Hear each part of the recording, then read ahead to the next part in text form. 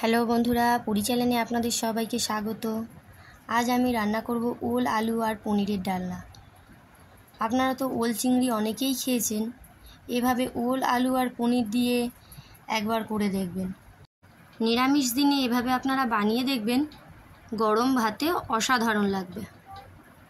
এখানে আমি ওলটাকে আগে সেদ্ধ করে নিয়েছি, একটা টমেটো কুচি কেটে নিয়েছি, আদা বেটে নিয়েছি, ডুমো ডুমো করে আলু কেটে নিয়েছি, পনিরটা আগে থেকে ভেজে নিয়েছি, জিরের গুঁড়ো ধনের গুঁড়ো নিয়েছি, ফোড়নের জন্য নিয়েছি গোটা জিরে, তেজপাতা, শুকনো লঙ্কা।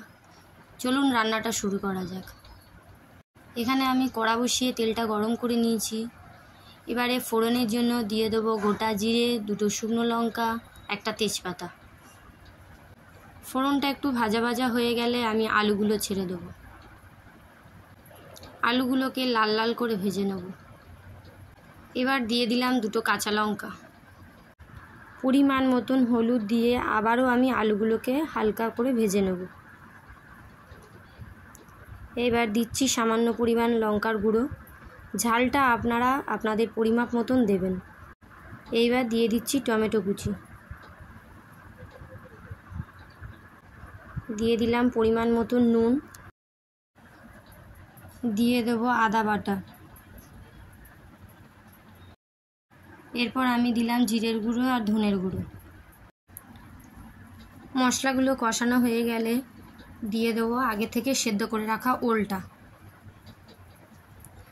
আরও একবার সব একসাথে কষিয়ে নিলাম। এইবার আমি দিয়ে দেবো গরম জল। এবারে আমি 5-7 মিনিট মতন রান্নাটা হতে দেবো। 5-7 মিনিট পর আবার ফিরে আসবো। আমার 5 থেকে 7 মিনিট পর আমি আবার ফিরে এলাম। এবার দিয়ে দিলাম সামান্য পরিমাণ চিনি আর ভেজে রাখা পনিরগুলো। আবার আমি রান্নাটা হতে দেবো কিছুক্ষণ। দেখুন এবার আমাদের ওল আলু আর পনিরের ডালনা কমপ্লিট। সব শেষে আমি দিয়ে দেবো গরম মশলা আর সামান্য পরিমাণ ঘি। আজকের রান্না ওল পনির।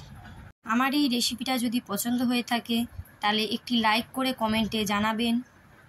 এরকম আরও ভিডিও পেতে চ্যানেলটি সাবস্ক্রাইব করে দেবেন।